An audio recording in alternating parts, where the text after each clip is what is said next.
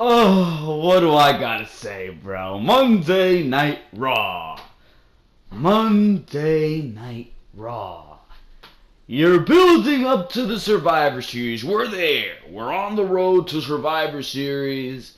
And everything is so exciting.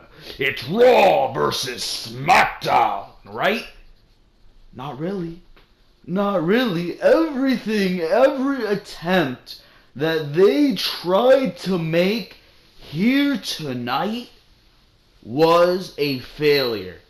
Because, really, and before you tune off in anger, how dare he? What a segment to end off Monday Night Raw!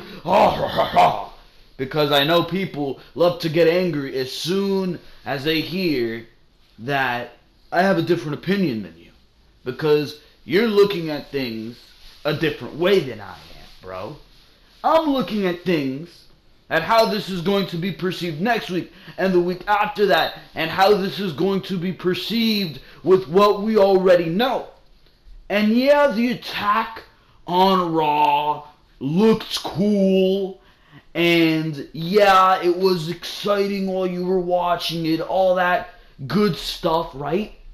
But in the end, you think about it, and you put these things together, and why is SmackDown attacking Raw in such a brutal manner? It's coming from out of nowhere. It's forced. It really is forced. Because really there's no reason for any bad blood between these two rosters. Nothing has been hinted at that even remotely hints at there being any turmoil, bro. Nothing. Yet here tonight they want to act like this is the most villainous and downright righteous attempt to do this, bro.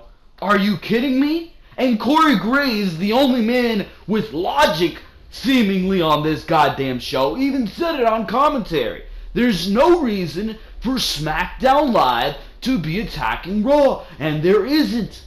There fucking isn't. There was no lead up to this. You're doing Raw versus SmackDown for no goddamn reason, bro. There's no rhyme and reason to it. There's no brand supremacy to take place here because there's been no hint of brand supremacy. If there was really brand supremacy, if there was really something to look forward to here with Raw versus SmackDown throughout the entire year that we've had from Survivor Series last year to Survivor Series this year, we would be seeing competitive trades between these two brands, on-air negotiations between Kurt Angle and Shane McMahon, or Kurt Angle and Daniel Bryan, with Kurt Angle saying, look, I really want, and let's put it into perspective here, I really want an AJ Styles. What do I gotta do to get an AJ Styles? I'll offer you, for AJ Styles, Samoa Joe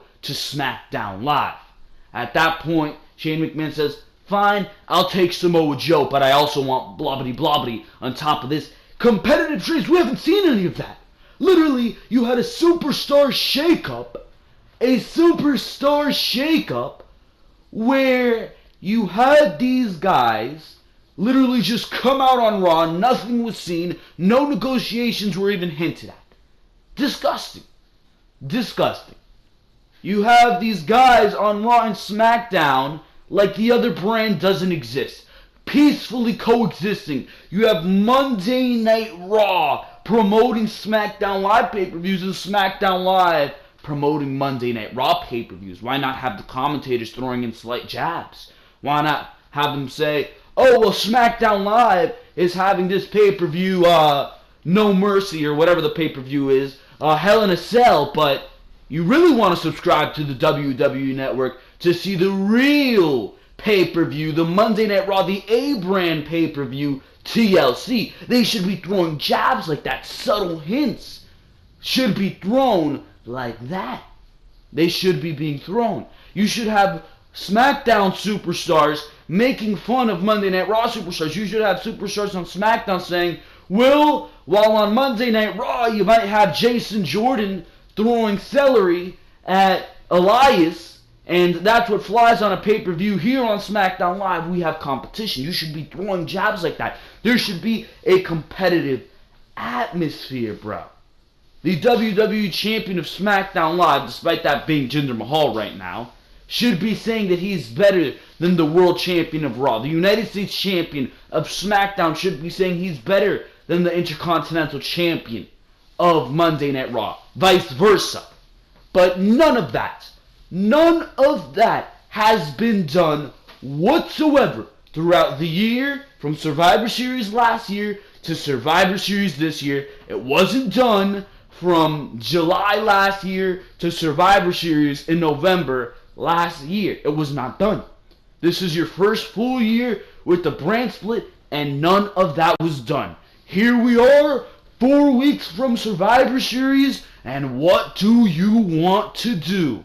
Apparently, these brands hate each other. There's bad blood here. No, there's not.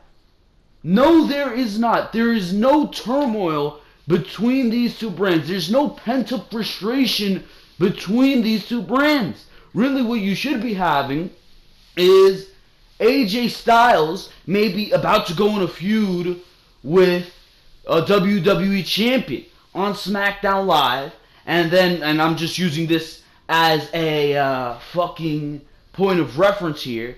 Maybe AJ Styles is about to go into a feud with somebody on SmackDown Live. Let's say Dolph Ziggler.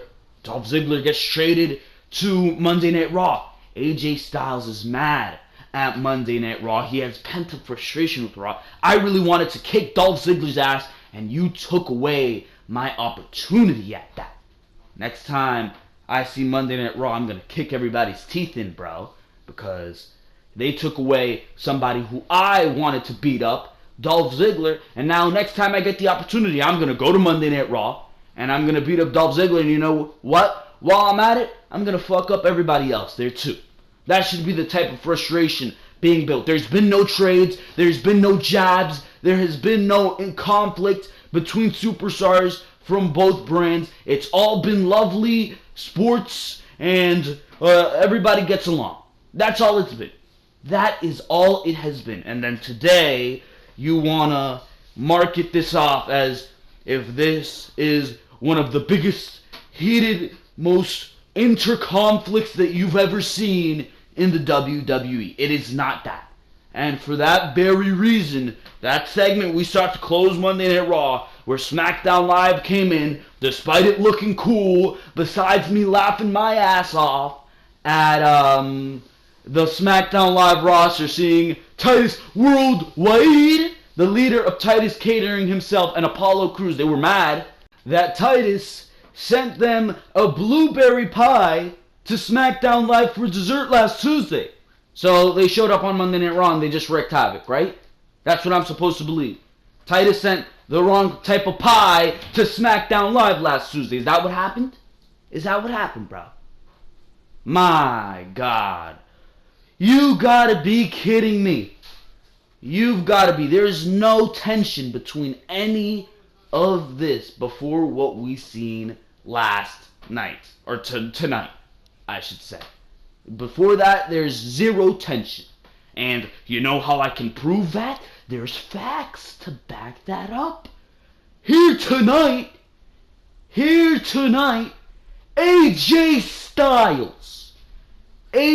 Styles showed up on Monday Night Raw for the second time.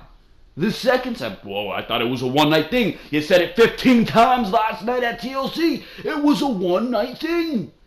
What happens? Shows up on Monday Night Raw here tonight, right? Shows up on Raw, and he's teaming with Dean Ambrose and Seth Rollins. What? I thought this was supposed to be where I thought we were building to Survivor Series. I thought it was Raw versus SmackDown. Why is a SmackDown superstar teaming with Raw superstars? I don't know. Explain that one to me. And then main event time, AJ Styles having a competitive match with Finn Balor last night. Shot a sign of respect, too sweet at the end of the match. Teaming with Raw superstars at the beginning of the show, right? And then by the end of the night, AJ Styles is walking around with a big smile on his face, beating the shit out of any Raw superstar that comes his way? What? What? That makes no goddamn sense to me, bro. And I'm sure that if you took the time, if you opened your eyes, which many of you watching this and clicking that like button and clicking that subscribe button, because if you haven't subscribed to the Ringside Wrestling YouTube channel yet, I do not know what you're waiting for, and commenting on the comment section of this video saying, you know what, you're right. You are right, and I had the exact same opinion. I'm sure many of you watching this video and doing all those amazing things and supporting the Ringside Wrestling YouTube channel have the same opinion. Because you are not a blind bat like many people choose to be. Oh, this was the most amazing segment ever. Survivor Series is going to be all hail, the best matchup we've ever seen. The tension between Raw and SmackDown is riveting. No, it's not. No, it is not. No, it is not. Because before the 4 weeks that you have to build for Survivor Series, there has been nothing, absolutely nothing, signaling that there is any type of beef between these two brands. And that is my opinion on that. There's more beef between NXT and Raw and SmackDown than there is between Raw and SmackDown themselves. Because NXT, every superstar that goes from NXT to Monday Night Raw or SmackDown is apparently tarnished and ruined within a month. Shinsuke Nakamura, ruined. Bobby Roode, ruined. Asuka, especially after what we've seen tonight, soon to be ruined, bro. My God, this show was a pile of horse crap. It was a pile of horse crap, top to bottom, and this was one of those Monday Night Raw shows where it's not just boring, it's not just sleep-inducing, it's not just vomit-inducing, it's not just cringe-inducing, but on top of that, it makes you hold your hands over your head and say, what the fuck are they thinking? Yeah, this was one of those shows where the booking illogicalities, if that's even a word, somebody tell me, right? The booking illogicalities, the inaccuracies in booking, the retardation in booking was present here tonight on Monday Night Raw. It was one of those shows. But we will talk about that. We will go over this entire show, starting with what we've seen at the end here, in this big brawl where SmackDown Live took over Monday Night Raw. Tomorrow night on SmackDown Live, Shane McMahon will address the actions and announce the 5 members of the Survivor Series team for SmackDown. Where Monday Night Raw... Now, how much you want to bet? How much you want to bet, bro, that tomorrow night on SmackDown Live, Monday Night Raw is going to come waltzing in to SmackDown Live, and SmackDown Live, oh my God, I could just imagine Tom Phillips, this came out of nowhere. My God, bro, and then everybody on SmackDown Live is going to be taken out, and it's going to be Kurt Angle saying, it's true, it's damn true, to end off Monday Night Raw, or whatever Shane McMahon's catchphrase is, right? Oh, my God. Predictable, coming out of nowhere, no storyline build to this, no lead up whatsoever, 4 weeks before Survivor Series, and here we are. Kidding me, bro. Gotta be kidding me. But this is the Ringside Wrestling YouTube channel, and if you did enjoy that rant, and if you do agree with me, and if you are enlightened by what I have just spoke of here, I'd like you to do me a favor and make sure to hit that subscribe button, because we are coming to you here for your Monday Night Raw review. Raw was live here tonight from Green Bay, Wisconsin. Decent crowd here tonight, no doubt about it. But make sure to hit that subscribe button, like this video if you enjoy what you're hearing here, and make sure to comment what you thought of Monday Night Raw here tonight. Clearly, you already know my thoughts off that rant. But, of course, make sure to go check out all the other content on the Ringside Wrestling YouTube channel. We had a pay-per-view last night. Good pay-per-view. People are trashing on it, saying it was not a good pay-per-view. I see where they're coming from. I definitely see where they're coming from. But I enjoyed myself. I enjoyed myself watching TLC. I'm not going to lie to you. That was my opinion on the show. Here tonight on Monday Night Raw, that was a different story. That was a different story. But TLC review up on the channel last night, despite a lot of people not agreeing. I think it was a good show. A lot of people do agree as well. So make sure to go check out the TLC review. See what my thoughts were on that show. Very different from what we saw on Raw here tonight. We also had a big week on the Ringside Wrestling YouTube channel on Monday and Wednesday. There were my career videos up. Didn't upload today or on Friday or on Sunday when I could have, but maybe tomorrow. I'm not sure what I'm going to do with that my career. Holy crap. I have episode 3 done. I just need to do that ending segment. It's done. It's finished with. I just got to get it up there. So hopefully we will get that up by tomorrow, maybe even tomorrow morning. Maybe I'll take time. Maybe I'll take some time after the Raw review, but I'm not sure what I'm going to do with that. I have that 3rd episode sitting there waiting to be unleashed to the masses. But we also had breaking news stories behind the mic. We were talking about the crazy stuff going on in the WWE. Last week there was a lot of crazy stuff. Roman Reigns out with illness. Bray Wyatt out with illness. Kevin Owens sent home.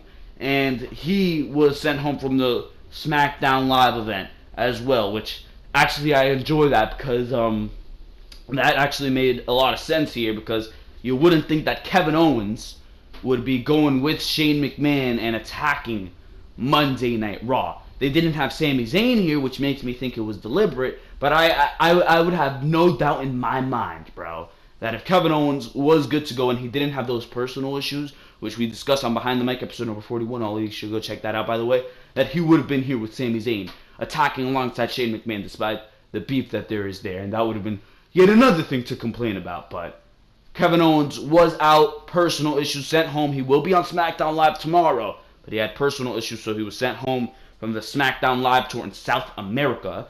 But that is news that we talk about on Behind the Mic. Of course, preview and predictions for the pay-per-view, Raw and SmackDown reviews for last week are up, so make sure to go check out all that other content.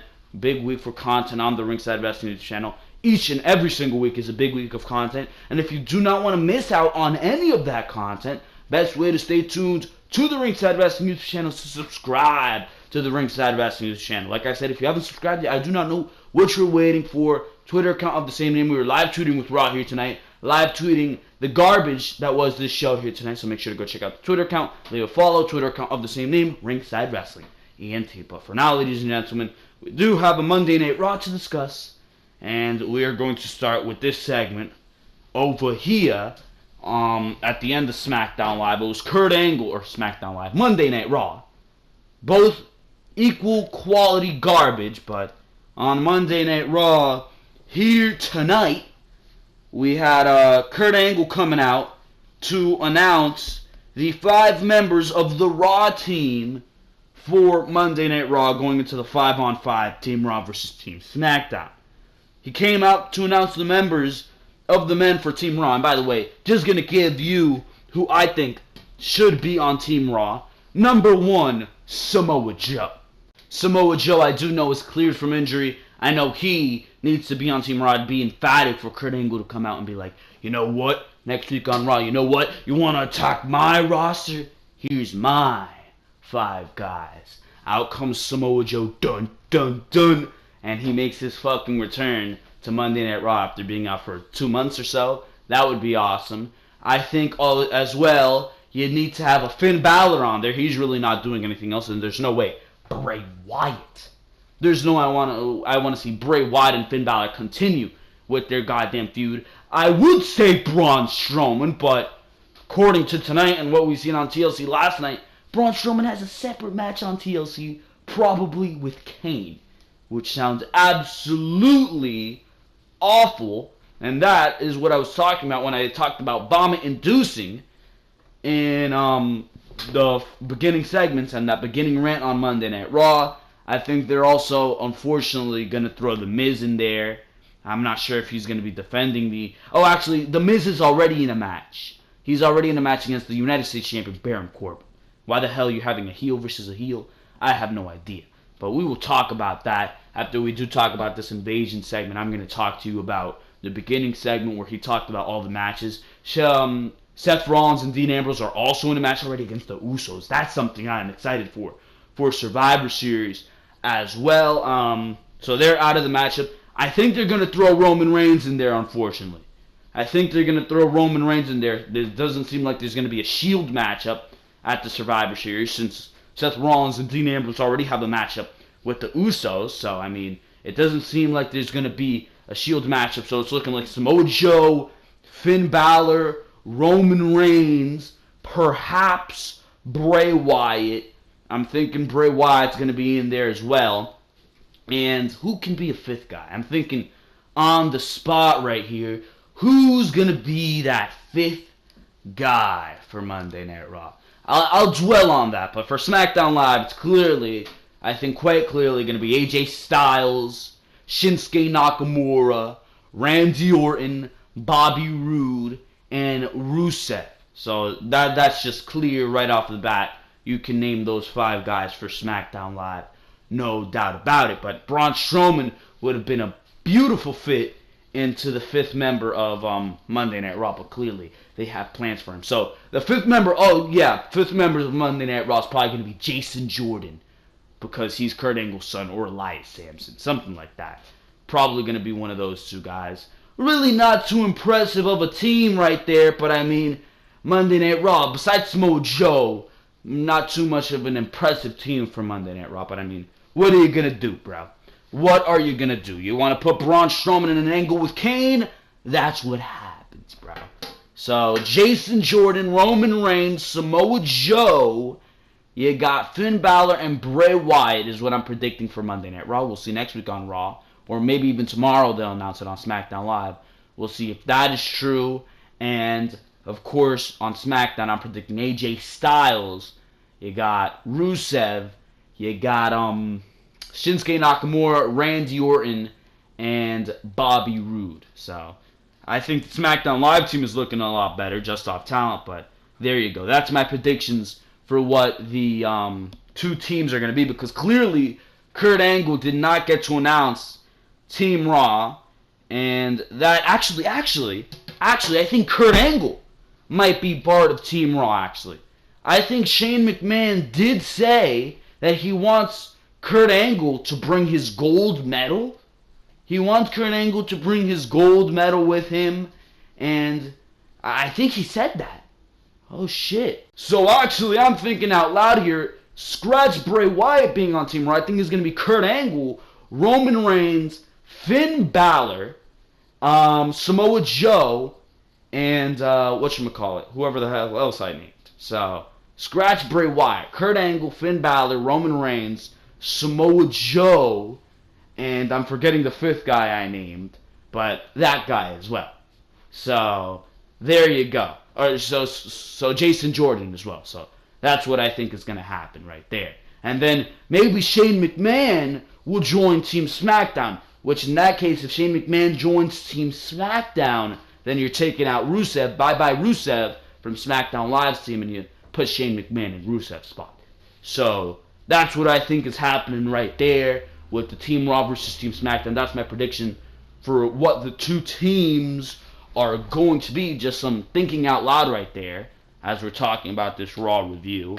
But besides that, we had this Raw SmackDown invasion. So SmackDown Live, as Kurt Angle was about to announce who the first member was, here comes Shane McMahon from the goddamn, making an entrance like the Shield. And I thought he was just coming out with the SmackDown Live women and the Raw women. I thought he was just going to come out like Raw did last year, or like SmackDown did last year to Monday Night Raw with the teams. He came out with the whole SmackDown Live roster. So at first I was disappointed. I said, Rusev, Baron Corbin on SmackDown Live team? That looks awful. I saw the New Day. I'm like, what the fuck?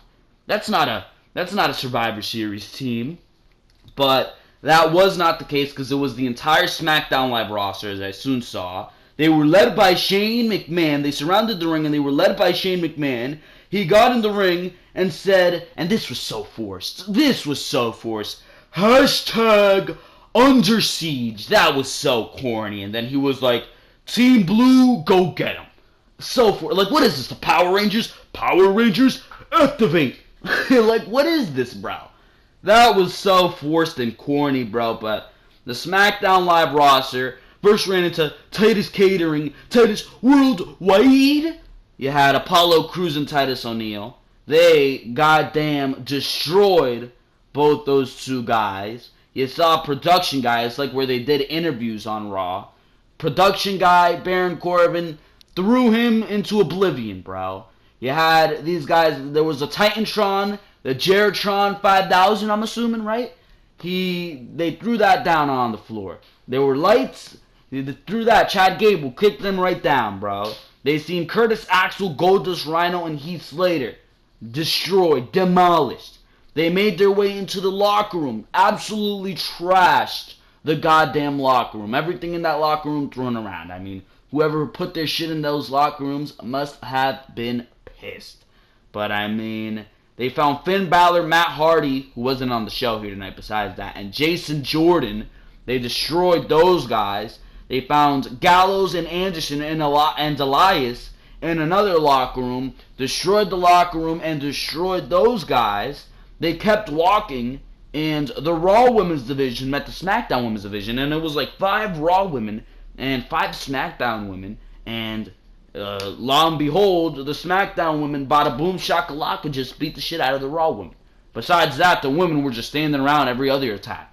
But I don't know why the women didn't get their hands on the guys like Nikki Crosby doing in NXT, but that's besides the point. The Shield, as they were walking to the back looking for, or to the arena once again looking for more people, the Shield, I think Rollins jumped off a production truck. They had chairs ready. It was like a sneak attack, but they were still too outnumbered, and they got the shit beat out of them. Then Rusev and Baron Corbin come in with Kurt Angle.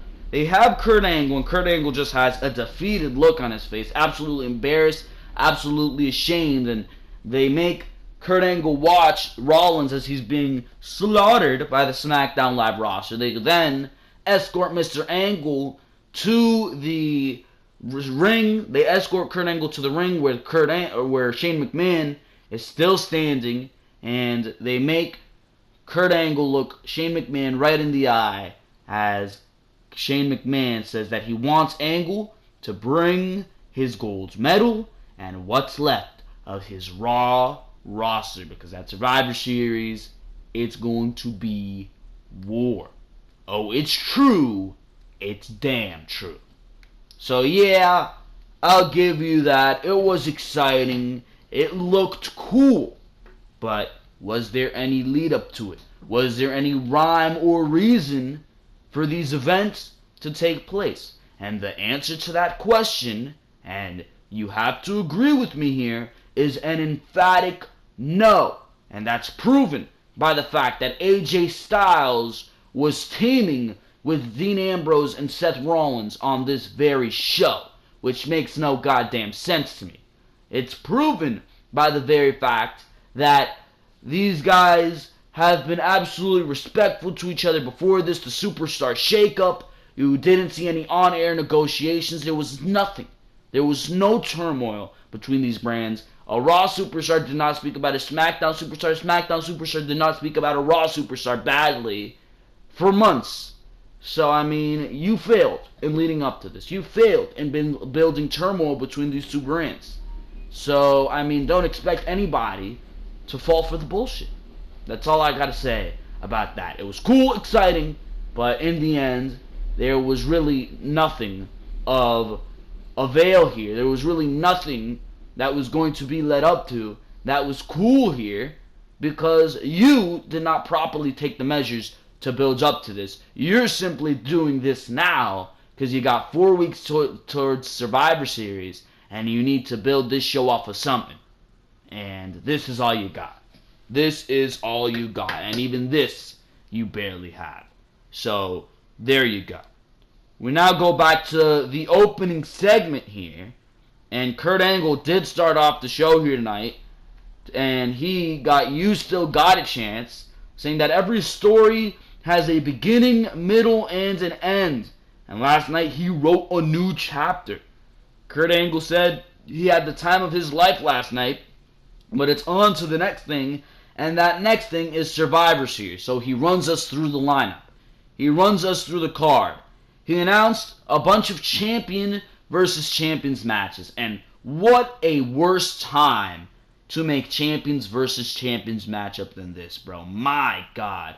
He announced the lineup of Alexa Bliss against Natalya. What the fuck? Heel versus heel? What are those two going to do in the ring together? That makes me think that Natalya is losing the title to Charlotte before we get into this pay-per-view. And she should, because that would be a much better match. That would actually be a match that people want to see. But then we saw Baron Corbin and The Miz. What the fuck? What type of matchup is that going to be? Another heel versus heel. Another heel versus heel, bro. That makes me believe that one of those guys is going to have to lose the title going into Survivor Series. I'm not sure who. But I mean, I don't want to see that matchup. That sounds awful. What sounds good, the two brands that do have the right champions, it's Ambrose versus Rollins and the Usos, so the two tag team champions are going to fight. That sounds good. That's a matchup I want to see. That's going to be fantastic, bro. My God, that is what's going to be good. He also made the bullshit confirmation that the champions, the world champions, will fight each other. Jinder Mahal versus Brock Lesnar. And as I read that, I feel anemia coursing through my body as I slowly feel death coming closer and closer, because that is what that matchup brings. Death, sleep, coma. That's the words I think of. Those are the thoughts that pop into my mind when I think Jinder Mahal versus Brock Lesnar. He also confirmed that there would be Raw versus Smackdown men's and women's 5-on-5 matches. So that's 5 women from Smackdown, 5 women from Raw. The women, that's simple, bro.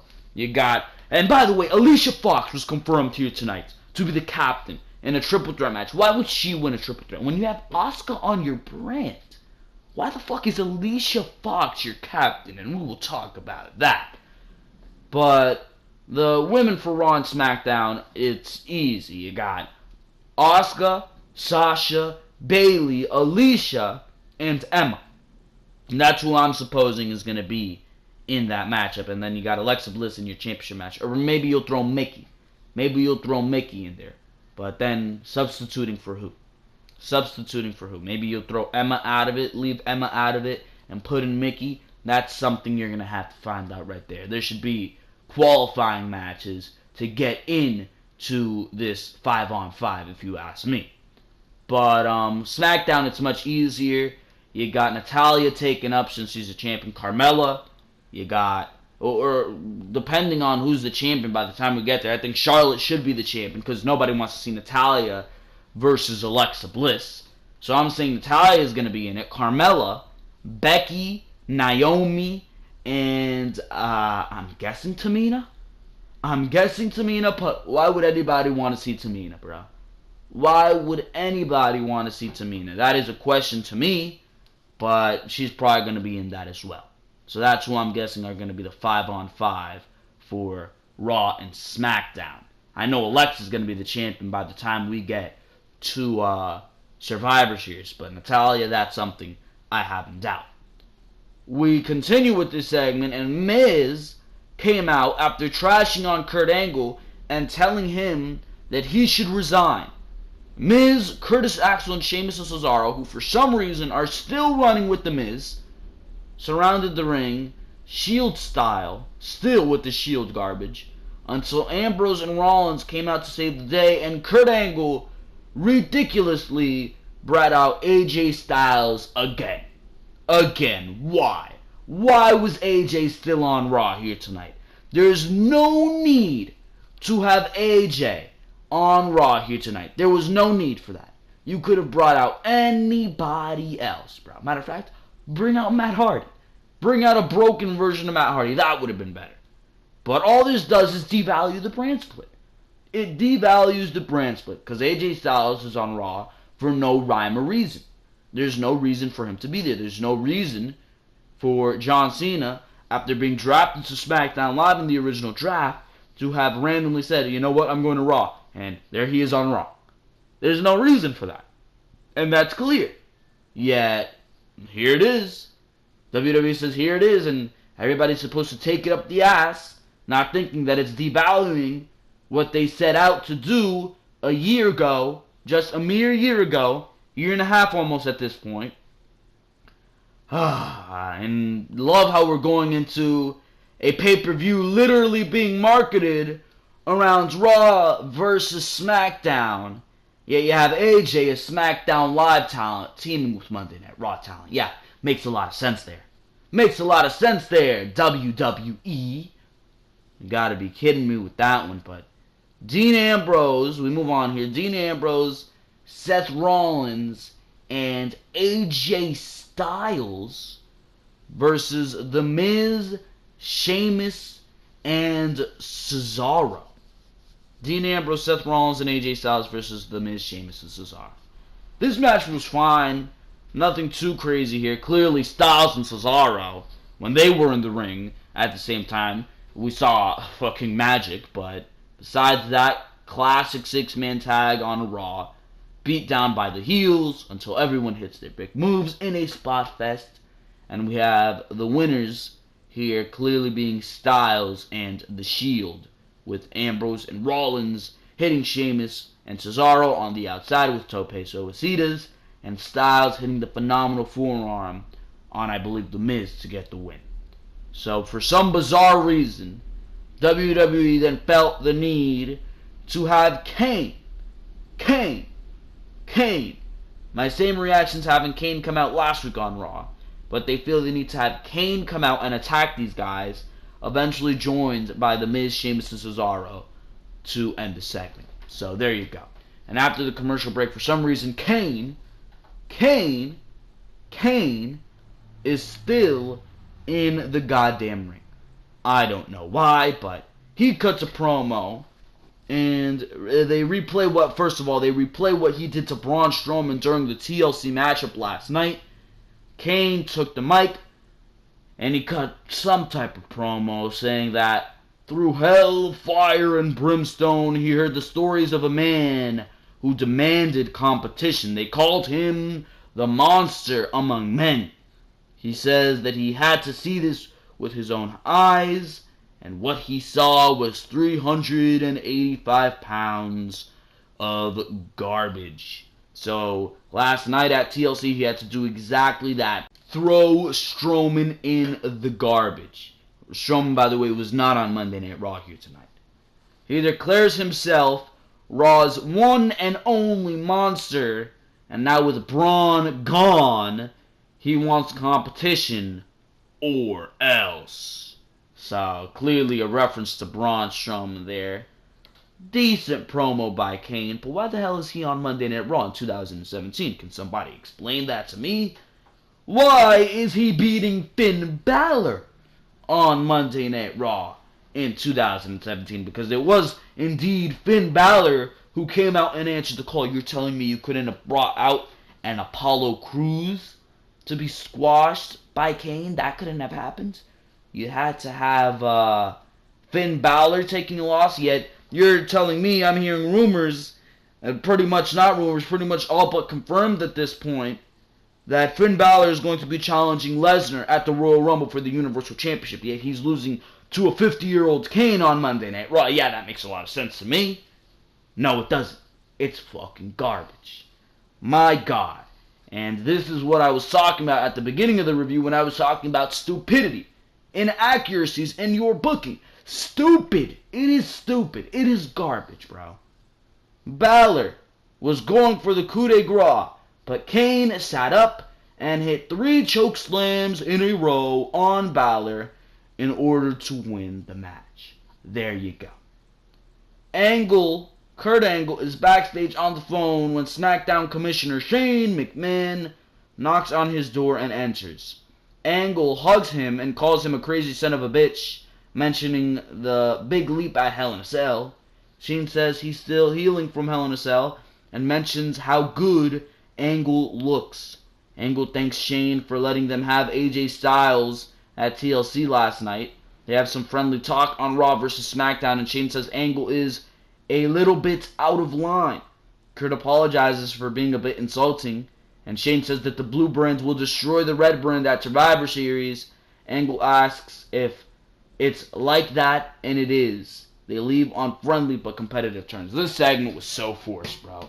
So forced, the way these guys were talking. Well, I mean, why the fuck do you have Shane McMahon and Kurt Angle, two guys who are clearly uber talented? If you let them go out there with a simple guideline in a backstage segment, in a simple-ass backstage segment, they'd put on an entertaining-ass segment for you. Why are these guys, even them, even Vince McMahon's son and Kurt goddamn Angle, have to be overly scripted and forced?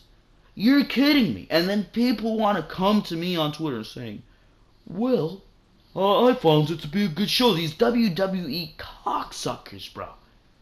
My God. And then you're watching these segments and you're looking away, but then on Twitter, and some people who do YouTube on here will come on and say, well, it was a good show here tonight. How can you watch this segment and tell me that this was a good show? My God, bro. We move on here. What do we even move on here? Asuka versus Emma. For some reason, this was going on again here tonight. And what WWE does perplexes me, bro. They really do perplex me, because Emma looked more dominant against Asuka tonight than she did last night, bro. And last night, she was already treading waters of being a little bit too dominant, especially compared to how Emma is booked. Now, I enjoyed the matchup. I thought the matchup was as competitive as it needed to be. I didn't want to see it be a direct squash. And it wasn't a squash. Emma stood a chance, and I liked that. But here tonight, she was just overly dominant, bro. My God, hitting Asuka with move after move, reversal after reversal. And, alright, you want to do that, but then you book Emma against every other person on the Raw roster. Nia Jax beats her in 2 minutes. Every other person on the Raw roster has a simple time with Emma in the ring. Everybody else on the Raw roster beats Emma within minutes. But here's Asuka having a struggle with Emma, an overly hard struggle where she barely wins the matchup here tonight. Are you kidding me? If you're gonna book Emma like shit, why is she so good in the ring with Asuka? Why isn't she that good when she's in there with the Sasha Banks? Why isn't she that good when she's in there with the Bayley, with the Nia Jax? What is the difference here? Or does Asuka just suck compared to the rest of the women's division? Is that how you want to perceive it, WWE? Already the first signs of shit coming Asuka's way, bro. Last night, it was pretty even. I enjoyed how they did it. They made a competitive matchup, and they made it simple. It was simple, competitive. Asuka got her shit in. There, bam, debut. But here tonight, it was Emma dominating this entire thing. It was like 80-20 here. But Asuka won here with the Asuka lock. It was Emma who got a roll-up on Asuka, sitting on the pin, right? And, of course, Asuka, she kicks out and gets that into the Asuka lock. Emma looking too dominant compared to the way that Monday Night Raw books her. You're going to make Emma look good in that ring? Continue to do that.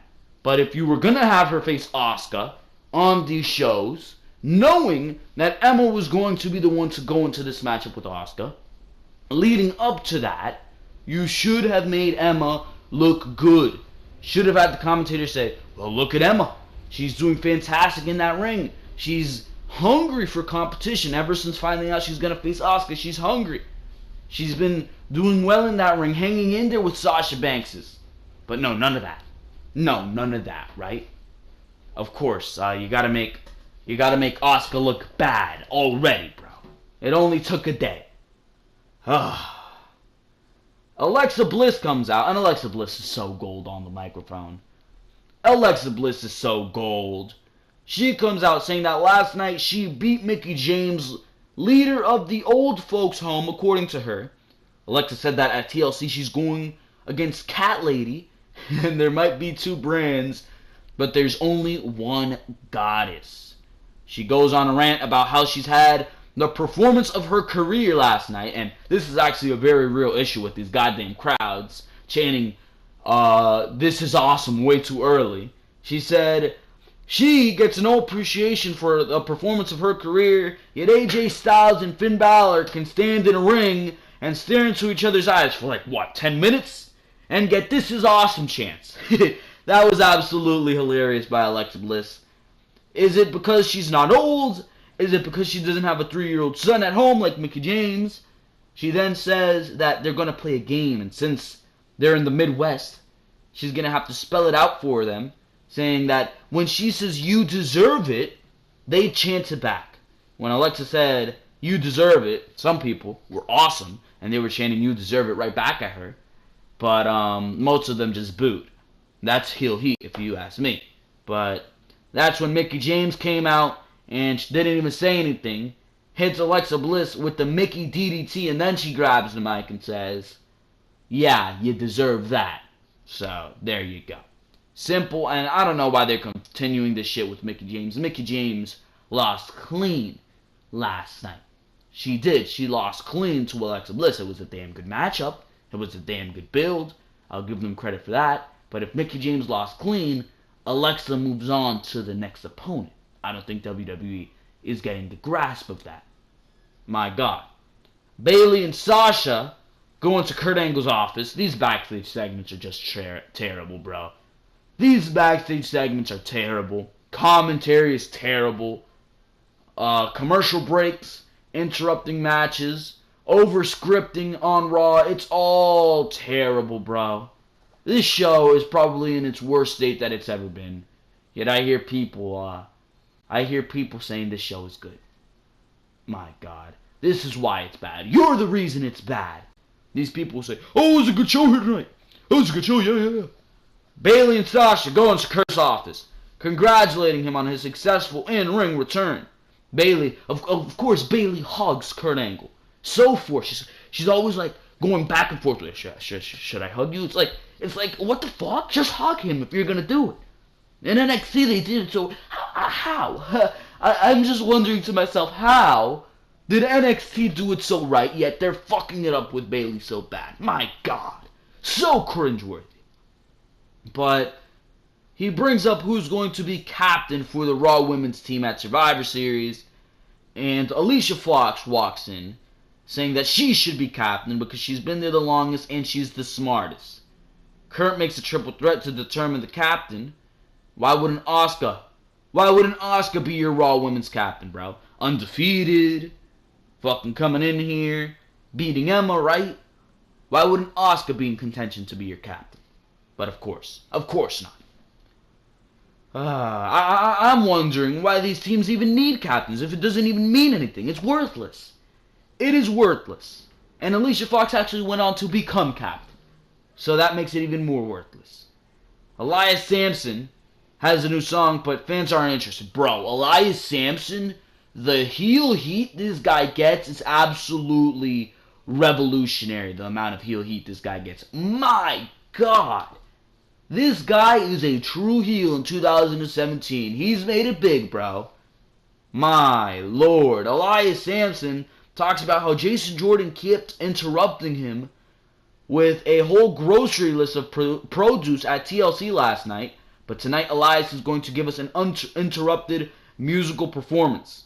He just needs a few things for fans to silence their cell phones, hold their applause, and shut their mouths. And somebody was yelling, "You suck!" really, really loud. I started laughing my ass off. Elias starts singing, but fans boo the hell out of him that you could barely hear him. Elias also has some technical difficulties with his mic, and he bashes somebody on the Green Bay Packers. I don't even know who. I don't keep up with that bullshit. but he bashes somebody, and that got major heel heat. Started a chant of some kind. Unfortunately, this shit doesn't say here. I did not take notes on this segment because I was too busy enjoying myself looking at what Elias was doing. But Elias, he was having some technical difficulties, but he focused on getting the performance back on track. Elias sings and rips the crowd, but the technical issues continue. Elias stops the song and warns the technicians in the back about how he's coming for them. The music hits, and out comes Jason Jordan with a smirk on his face, and they get ready for a match. Jason Jordan versus Elias. Elias hit Jordan with the guitar, which ended the match. It looked brutal, absolutely brutal. And by the way, to note, Booker T's awful on commentary. Every fucking 5 minutes, Corey Graves has to just be like, what the hell are you talking about to this guy? Because he's just an absolute buffoon on commentary. My God, Booker T is awful. I laugh at what he says because it's absolutely ridiculous. He'd be like, it's going to be good. I mean, what the hell? And, oh, by the way, every time Michael Cole says, boss time, I cringe. It's boss time. Oh, my. Just small things that make this show worse and worse and worse. But you know what wasn't bad about this show? Paul Heyman, who came out and spoke the absolute truth, what everybody has been saying, except for those fools out there, what everybody has been saying about the modern day failure.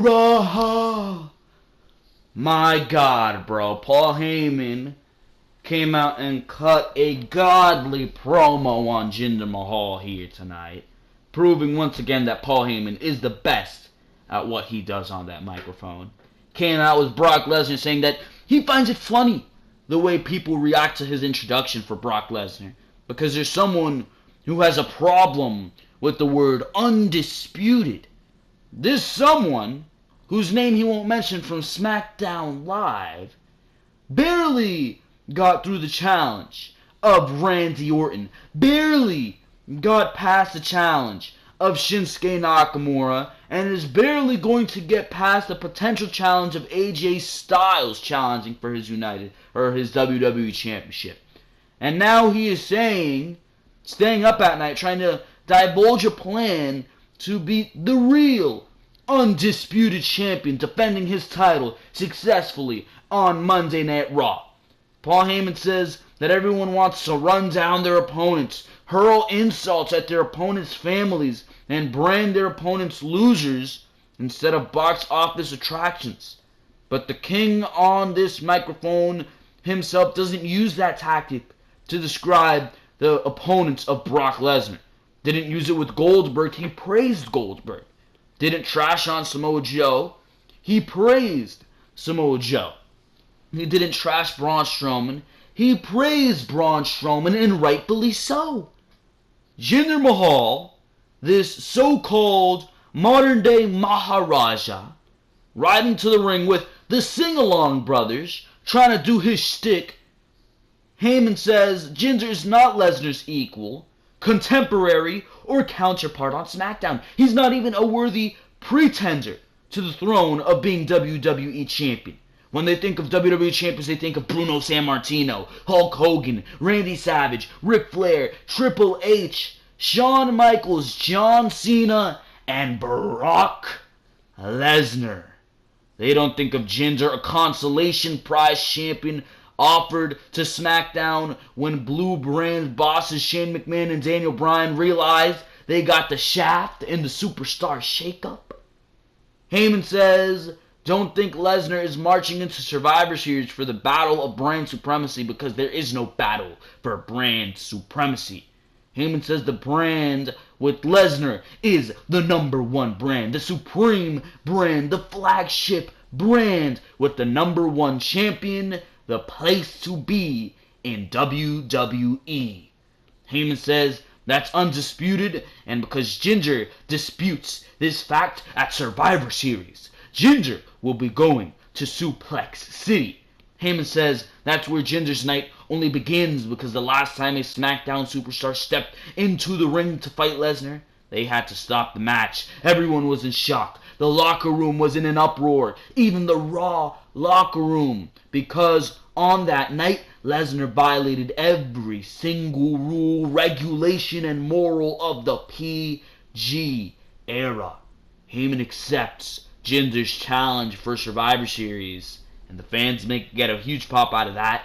The challenge is accepted by the undisputed beast, the undisputed conqueror, the undisputed #1 champion in WWE, the reigning, defending WWE Universal Champion, Brock Lesnar. Beautiful. Beautiful, beautiful, beautiful.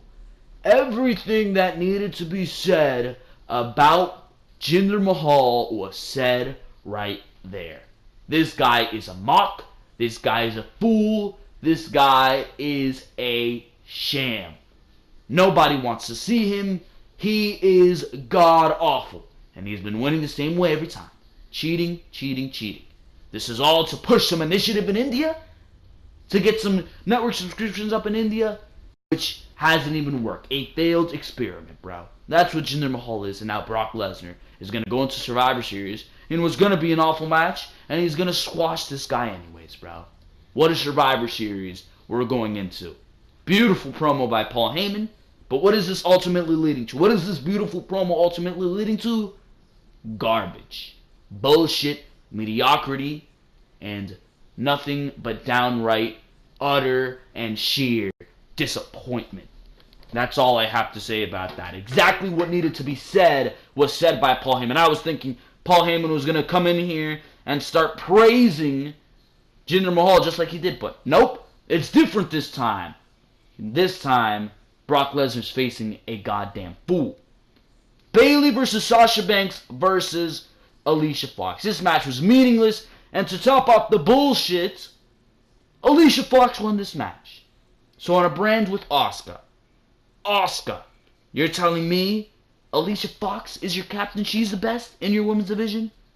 This show is a joke. There was actually a hilarious promo by Drew Gulak before a 10-man cruiserweight tag match. I kid you not. He did the intro for Enzo, who had lost his voice, and he did it all proper and shit. He was like, how are you doing? S-A or S-O-F-T, right? Soft. My God. 10-man cruiserweight tag match. This match was meaningless spot fest where Kalisto pinned Enzo with the Salida del Sol. So there you go. There you go. Shitty ass Monday Night Raw. Some things were done correctly. Alexa Bliss, Paul Heyman, but besides that, you had a segment to close the show. Survivor Series build, Raw versus Smackdown, leading to nowhere because you have not done your proper job and built to Raw versus Smackdown when you should have been building to Raw versus Smackdown, and that is throughout this entire year. There's no turmoil there, and there's no reason to care. That is your Monday Night Raw review. This show gets a rating of a 3 out of 10. 1 point for Alexa Bliss and her segment with Mickie James. 1 point for Elias Sampson, and 1 point for the truth that was said by Paul Heyman about Jinder Mahal. Besides that, this show was a complete and utter pile of garbage. A pile of horseshit. Absolutely dreadful.